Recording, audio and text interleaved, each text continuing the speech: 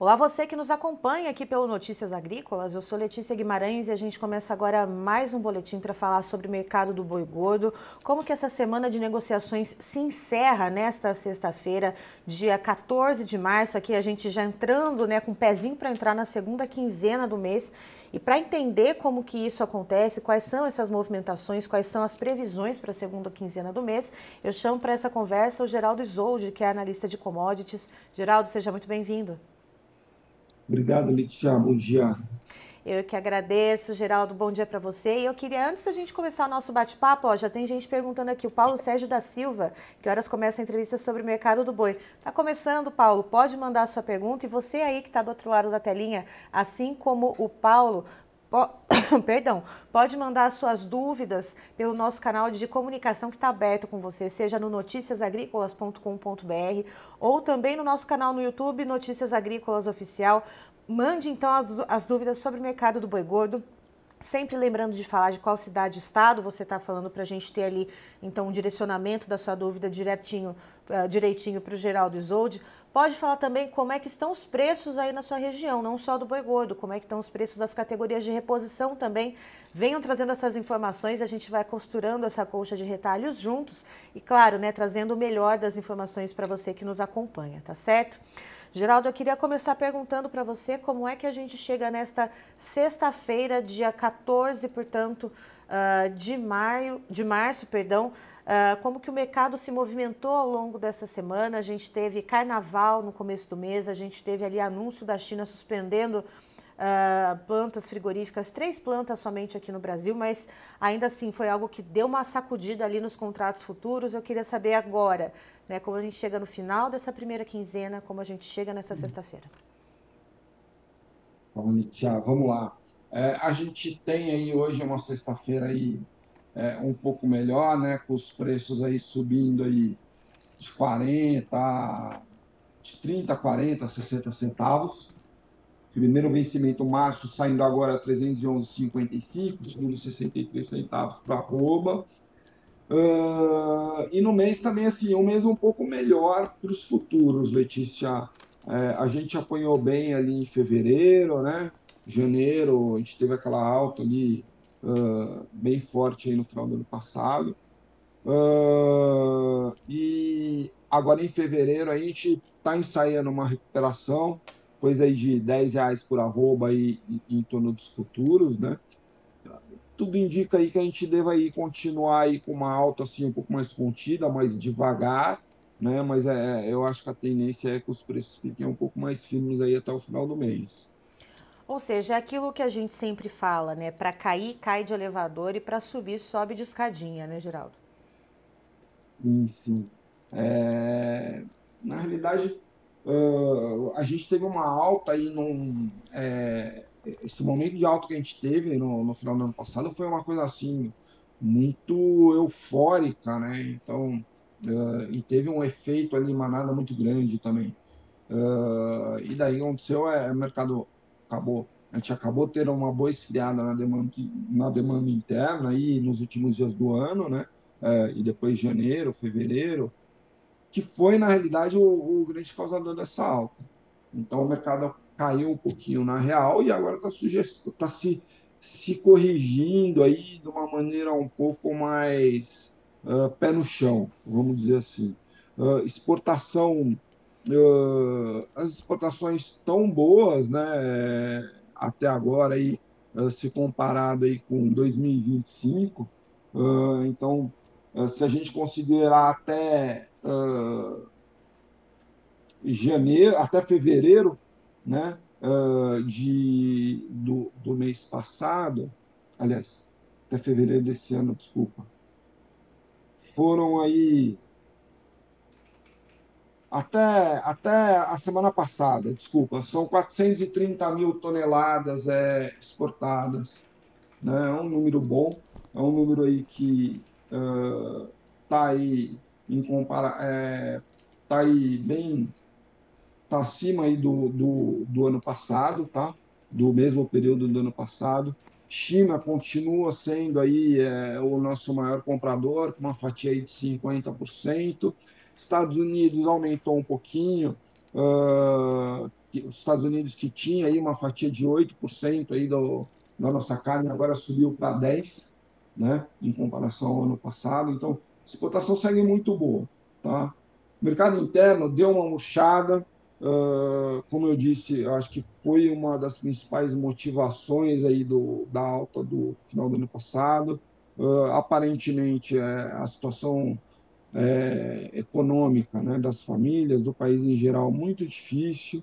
Então, não acredito que vá se recuperar aí tão cedo, né? Talvez fique aí melhor aí do que no começo do ano passado e tal, mas ainda muito ruim, né? E o que deve sustentar e direcionar o mercado esse ano, de novo, deve ser a exportação.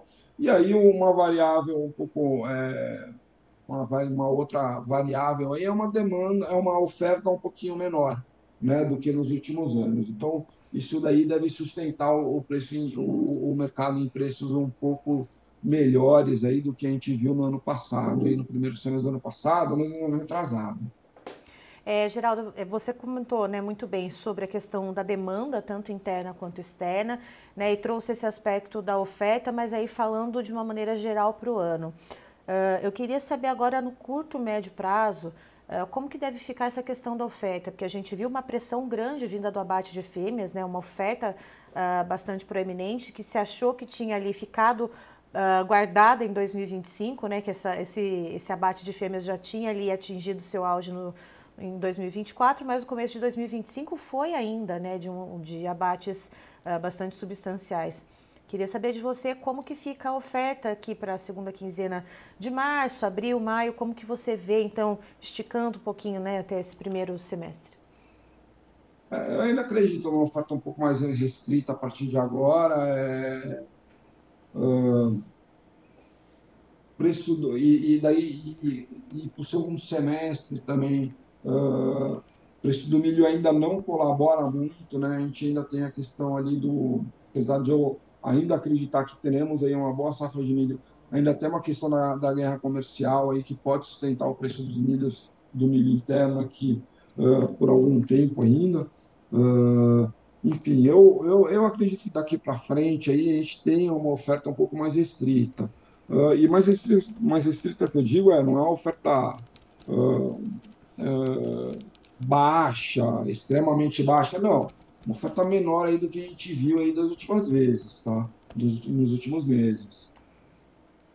E, Geraldo, olhando para o mercado físico, como que a gente está vendo esses preços, né? Porque a gente estava falando de uma recuperação ali, ainda que paulatina, né, para o mercado futuro, a gente está vendo esses números subindo um pouquinho do que a gente viu, né, aquela queda mais proeminente, aquele tombo, né, do mês de fevereiro.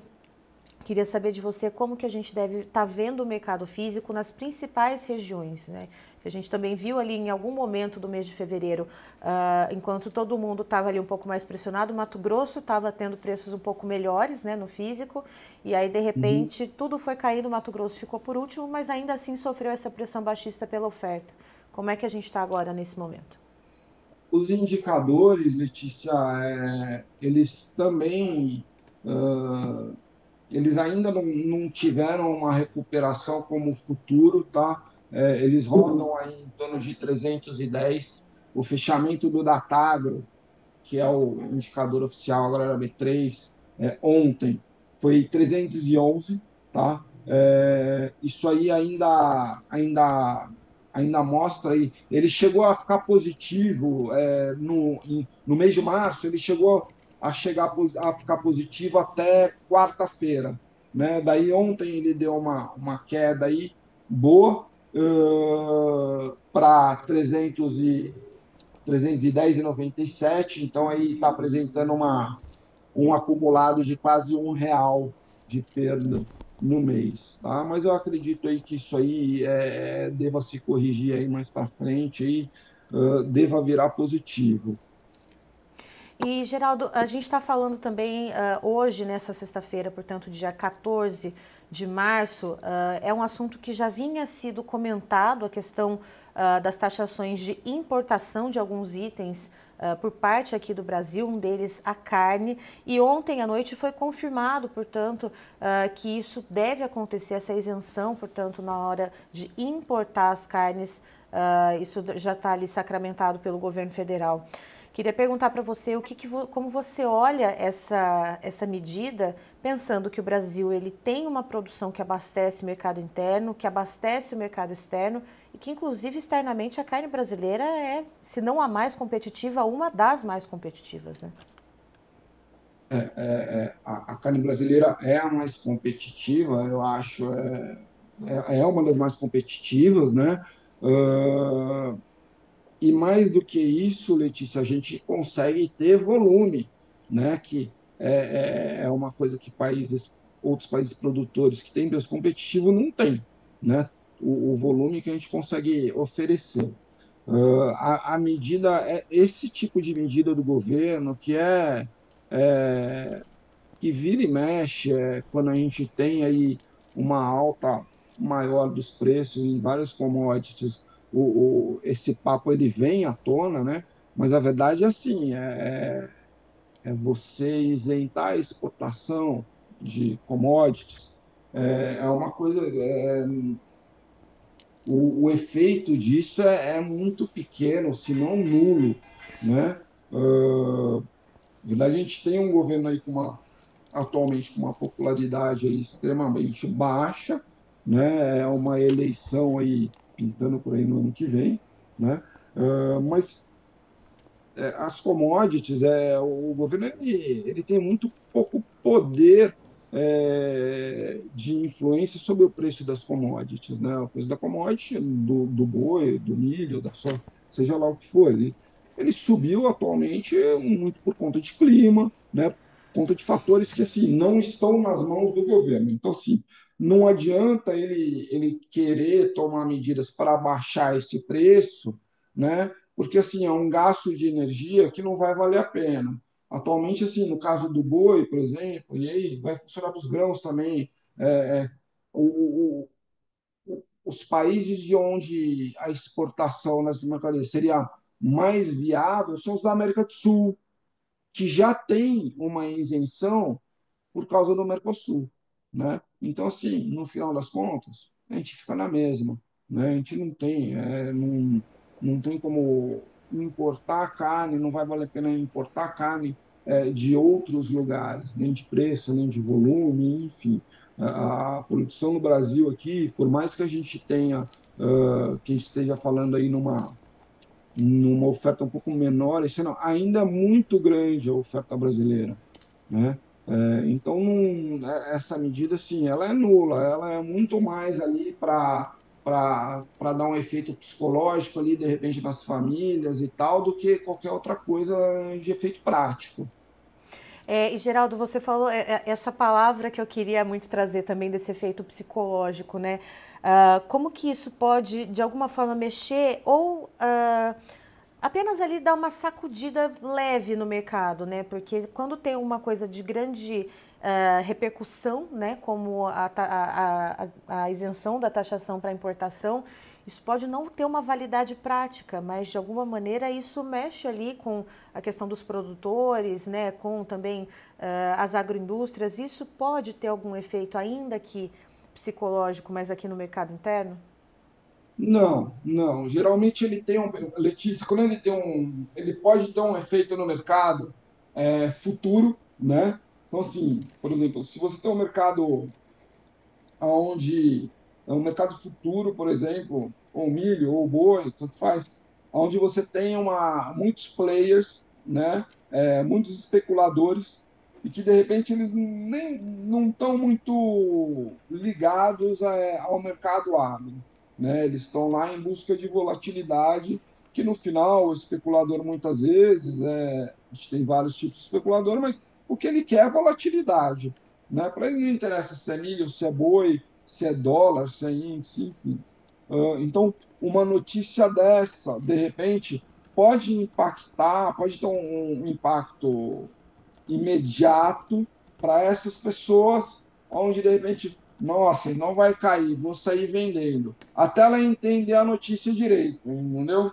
E daí, então assim, o impacto ele seria muito imediato e muito rápido, né? Então não vejo um efeito aí mesmo psicológico imediato nos preços. Tanto é que o mercado está subindo hoje, né? E, Geraldo, eu queria saber agora, como a gente está olhando daqui para frente, queria saber preços no mercado de reposição e como que está também a intenção do pecuarista quando a gente fala em confinamento, já que a gente está vendo preços do milho um pouquinho mais elevados nesse momento. Claro, né, que com a entrada da segunda safra na metade do ano isso deve dar uma regulada, mas eu queria saber para agora, o que, que você está vendo desse retrato? Preço de reposição começando a subir, né, Letícia? E milho nesse impasse que assim eu acho que o pessoal esperando muito para saber o que vai acontecer, né? Porque assim como no boi, a gente também com essas medidas aí do Trump, né, essas taxações, e daí, assim, muitas vezes aquela coisa, vou taxar, depois não vou taxar mais, né? A verdade é que o mercado ele tá uma loucura com isso. E aí entra o milho também. E entra até a carne, tá? Entra até o boi. Mas, enfim, falando do milho, o que a gente tem por enquanto realmente está caminhando aí, já temos uma guerra ali comercial principalmente entre Estados Unidos e China nesse aspecto, e daí tem aquela coisa, né, que o chinês ele deixaria de comprar um milho americano e daí compraria o milho brasileiro e daí isso aí sustentaria os nossos preços internos aqui e por outro lado derrubaria aí os preços lá fora, né, lá nos Estados Unidos. Tem muita coisa que pode acontecer, né? Isso muda em um minuto. Né? A Trump resolve conversar com o chinês e entra num acordo. Mudou tudo de novo, que é o que tem acontecido, não só com a China, como México, Canadá, enfim, a gente viu acontecer. Então, acho que todo mundo esperando para ver o rumo dessa conversa, né? Se realmente isso vai se consolidar. É, em termos em termos de oferta, né? Em princípio, continuamos, não temos nada aí que vá colaborar aí para uma oferta de milho ruim por conta da safrinha, né? Ontem saíram os números da Conab, né? Conab, inclusive, aí, revisou aí os números aí para cima, né? Não muito, mas revisou aí de 122 para milhões de toneladas em fevereiro para 122,7. Consultorias privadas já falam aí entre 125 e 130 milhões de toneladas, uma boa oferta. Então, assim, se tudo correr nessa linha, vamos ter uma boa oferta de milho. Uh, então, pode ser assim que os preços eles cedam aí um pouco aí a partir da hora que começar a entrar a safrinha, ou mesmo que a partir da hora que a safrinha realmente esses números de safrinha se consolidarem aí de uma forma melhor. Óbvio que até lá a gente aí tem muita coisa para acontecer, aí, principalmente aí os meses a partir de maio aí, né? Eu acho que ainda vai ter muita especulação aí de seca, mas eu acho que o pessoal vai esperar aí um pouquinho aí para ver o que vai acontecer para realmente traçar as estratégias de confinamento. E isso eu acho que vai demorar um pouquinho. E, Geraldo, sobre a carne bovina, né? Eu queria saber como é que está a liquidez nos negócios, como é que estão as movimentações e até a competitividade, porque em fevereiro a gente também teve ali uma puxada bastante interessante para os preços da carne suína, né? Do animal vivo, inclusive. Então eu queria saber como que está esse momento agora, né? Para a liquidez da carne bovina, das negociações e como que está a competitividade frente às concorrentes. No mercado interno, Letícia, a gente acaba, infelizmente, perdendo um pouco, né? A gente tem aqui o preço no atacado aqui. Vou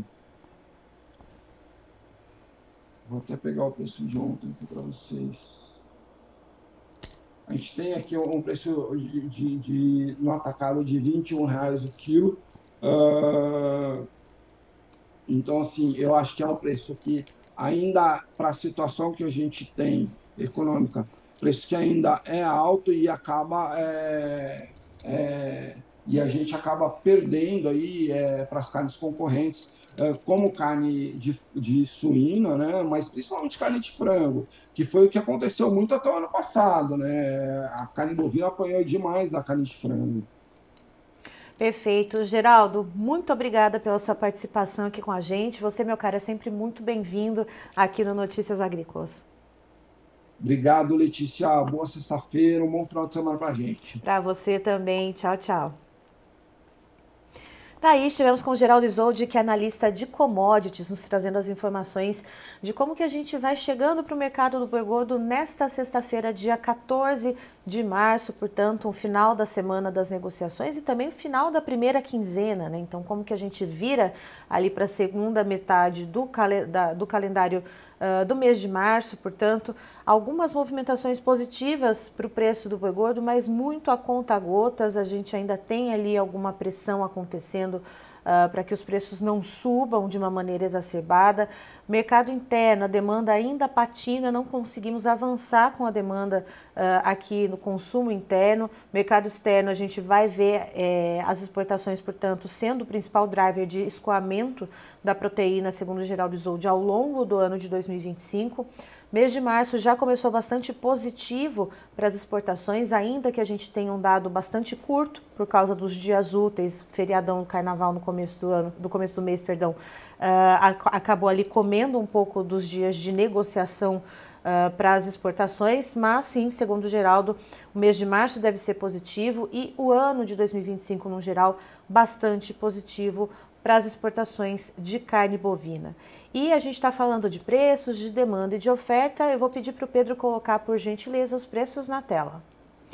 Vamos conferir então como é que estão os preços no mercado futuro do arroba do boi gordo, os preços na B3, a Bolsa Brasileira. Então a gente tem agora o contrato de março 25 tendo uma alta de 0,63%, com a arroba valendo R$ 311,55. O contrato abril sobe 0,39%, com a cotação em R$ 309,05 arroba. O maio ele tem uma alta parecida com o de março, de 0,62%, cotado então a R$ 302,40 arroba, e o referencial do boi gordo do CPEA para o estado de São Paulo está estável, com arroba valendo R$ 312,10. Vamos dar uma passada, portanto, nas notícias, vamos dar uma olhada, então, nos negócios captados pelo aplicativo da AgroBrasil, que a gente tem aqui, portanto, fechamento do mercado de ontem, então, encerramento da quinta-feira, dia 13. Então, o resumo é que os negócios foram captados no Mato Grosso do Sul, ficaram com uma média de R$ 291,64 arroba, mas vamos aqui destrinchar um pouquinho o que trouxeram, então, o que trouxe de informação os aplicativos da AgroBrasil. Vamos lá, o estado de São Paulo captou um registro de valor entre R$ 305 arroba e 320, divulgando a média de R$ 310,21 arroba, e escalas ficaram então na casa dos 8 dias úteis o abate no estado de São Paulo. No Mato Grosso, o registro foi entre R$ 290 a R$ 300 por arroba, com a média de R$ 291,64. Já as escalas, segundo a apuração do aplicativo AgroBrasil, ficaram em 7 dias úteis. No Pará, o registro foi de R$ 295, com média de R$ 293,93 por arroba, e escalas em 5 dias úteis. Quando a gente olha para os outros estados, escala no Mato Grosso, 7 dias úteis, Goiás, 5 dias, Minas Gerais, 7 dias úteis. Vamos trazer as informações do CPEA para essa sexta-feira, dia 14 de março. Então, olha só, sem tendência definida. A semana vai chegando ao fim em tom de estabilidade, pecuaristas não têm cedido e frigoríficos insistem em tentar preços menores. Os negócios saem ora para cima, ora para baixo, mas sem mudança do patamar de preços. Pecuaristas especulam se a guerra comercial entre China e Estados Unidos pode elevar o preço da arroba. O Geraldo Isolde, ele trouxe essa informação, né, que a gente vê sempre essa movimentação um pouco ali inconstante de Donald Trump, então a gente precisa ficar muito atento, e você, pecuarista principalmente. Então, os pecuaristas especulam, né, se a guerra comercial entre China e Estados Unidos pode elevar o preço da arroba. Volatilidade no mercado futuro também sinaliza indefinição das perspectivas desses operadores. As vendas de carne se mantiveram, entre aspas, segundo diz a análise do CPE, estáveis na quarta e na quinta, praticamente sem variação de preços. Já na quinta-feira, alguns compradores, também vendedores, estiveram empurrando negócios maiores para a próxima semana, então já entrando na segunda quinzena do mês. Temos informações também a respeito das cotações da Scott Consultoria, então cotações estáveis para o mercado do boi gordo em São Paulo, e a gente traz esses dados, portanto. O mercado iniciou o dia sem alteração nas cotações em relação ao dia anterior, escalas de abate em média de 7 dias úteis. Minas Gerais, as cotações permanecem estáveis na região do Triângulo e Belo Horizonte. A gente tem também informações da Bahia, escalas alongadas e queda na cotação para todas as categorias da região sul e oeste do estado. Enfim, temos ali uma diversidade de informações que, claro, você encontra todas essas análises no site do Notícias Agrícolas. Vamos lembrar a questão da febre aftosa na Alemanha, lembrando que a Alemanha ficou ali cerca de 40 anos sem registrar um caso de febre aftosa, e logo no começo desse ano, ali por volta do dia 10 de janeiro, foi registrado, portanto, um caso em uma fazenda de búfalos na Alemanha, e isso impactou não só a questão da carne bovina, né, e também dos lácteos lá na Alemanha, mas também as vendas de carne suína, lembrando que a Alemanha é um grande produtor e também um grande consumidor de carne suína, embutidos, enfim. E a questão da febre aftosa tem esse impacto. Mas a Alemanha recuperou agora o status de país livre da febre aftosa, segundo o Ministério da Agricultura local. Vamos trazer então essa informação da agência Reuters de notícia internacional. A Alemanha recuperou seu status de país livre de febre aftosa na maioria das áreas do país, abrindo caminho para a suspensão das restrições à exportação de carne e laticínios, informou o Ministério da Agricultura da Alemanha, portanto, nesta semana. Lembrando, né, que depois de 40 anos sem ter um caso de febre aftosa, em janeiro, esse caso foi registrado em um rebanho de búfalos perto de Berlim, na região de Brandemburgo. O surto permanece limitado a um caso, sem outros relatados desde então. A fonte do caso ela ainda é desconhecida, mas a maioria das restrições domésticas após o caso já foram suspensas, portanto, segundo essa informação da Reuters Internacional. A Organização Mundial para a Saúde Animal, a OMSA, aceitou um requerimento, para que a maior parte da Alemanha seja declarada livre de febre aftosa. Com efeito a partir de 12 de março, toda a Alemanha, exceto uma pequena zona de concentração ao redor de onde foi então detectado o caso original, deve ficar livre, portanto, com status de livre de febre aftosa. A medida deve permitir, portanto, que essas restrições às exportações de carne e laticínio alemães sejam suspensas. Disse o ministro, portanto, a confirmação oficial da Organização Mundial para a Saúde Animal é uma base decisiva para as nossas discussões com países terceiros e beneficiará as exportações. E ele continua, abre aspas, estou confiante de que nossas relações comerciais para os produtos agrícolas afetados ao redor do mundo se normalizarão rapidamente e que nossas empresas logo poderão abastecer seus mercados habituais novamente. Medidas para conter a doença, que não representa perigo para humanos, frequentemente envolvem proibição de importações de carne e laticínio de países afetados, como a Grã-Bretanha, Coreia do Sul, México, entre os estados que impõem proibição de importação à Alemanha. Algumas restrições chinesas foram encerradas. Então a gente tem essas informações. E por falar em mercado externo, teve também um anúncio do governo federal, mais precisamente do Ministério da Agricultura aqui do Brasil, da abertura de mercado para exportação de carne bovina para a Bósnia e Herzegovina.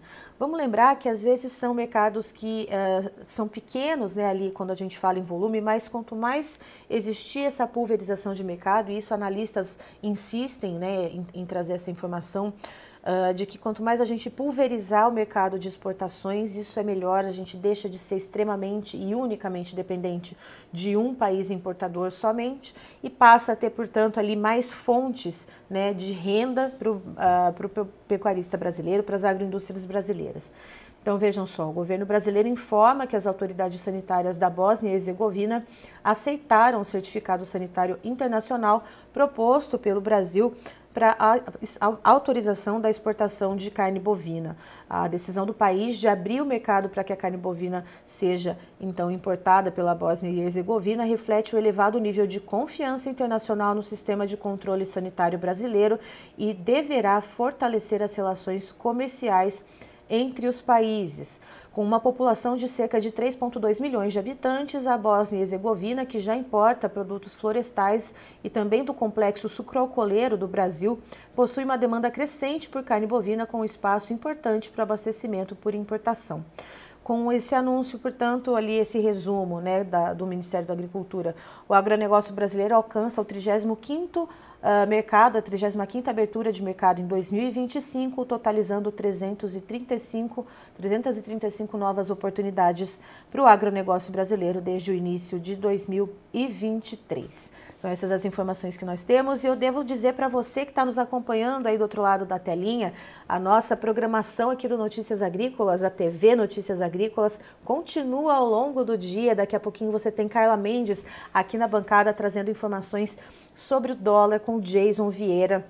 E claro, logo ao longo da tarde você tem a nossa programação aqui correndo normalmente, inclusive com podcasts originais do Notícias Agrícolas que você pode tanto acompanhar em vídeo, no formato videocast, quando eles são exibidos tanto no nosso canal no YouTube quanto no nosso site, noticiasagricolas.com.br, mas você também pode encontrar esses podcasts somente no formato de áudio nas principais plataformas de áudio que você preferir, para você colocar aí no seu carro, na sua caminhonete, enquanto você está indo para sua propriedade, você está indo fazer alguma viagem, coloca lá para ouvir os nossos podcasts originais e ter mais informações do que a gente costuma trazer aqui no Notícias Agrícolas. E lembrando, por falar em informações, nossa programação começa cedo às 8 da manhã com Carla Mendes trazendo uma abertura de mercado bastante completa para você às 8 da manhã com o Bom Dia Agronegócio. Esse programa é onde você vai ter essas informações que vão guiar o seu dia e os seus negócios, seja com informações de agronegócio, informações de mercados globais, de macroeconomia, de geopolítica, entrevistas bastante importantes para unir todas essas informações e entregar para você, portanto, ali um pacote, né, cheio de dados que você vai poder ali dissecar e trazer para a sua realidade, portanto, dependendo da sua região, da sua atividade no agronegócio brasileiro. Às 9 da manhã, Realidades das Safras com Guilherme Dorigatti, trazendo as informações diretamente do campo. Aqui no Notícias Agrícolas, para mais do que divulgar informações oficiais, seja da Conab, seja do Ministério da Agricultura, governos estaduais, consultorias, é aqui no Realidades das Safras que você vai entender de norte a sul e de leste a oeste do Brasil, direto com o produtor que está dando a entrevista para o Guilherme Dorigatti, como que está a situação ali naquela região dele. Você pode também participar mandando seus vídeos, mandando as suas fotos também, sempre informando a cidade e o estado de que você está falando, para a gente trazer, portanto, essa informação diretamente do campo aqui para a nossa audiência. Às 10 horas da manhã, tem previsão do tempo, sempre com Erickson Cunha na bancada, trazendo as informações com o meteorologista de gabarito, para você também ter as principais informações da sua região, sempre com uma interação bastante bacana, fazendo uma ponte entre você da nossa audiência com o meteorologista em questão que está sendo entrevistado. Às 11 da manhã eu estou aqui com vocês para trazer as informações do mercado do boi gordo, portanto, sempre às 11 da manhã. E você, claro, pode interagir com a gente fazendo perguntas ou até trazendo os comentários de como que estão os preços, seja da arroba do boi, mercado de reposição.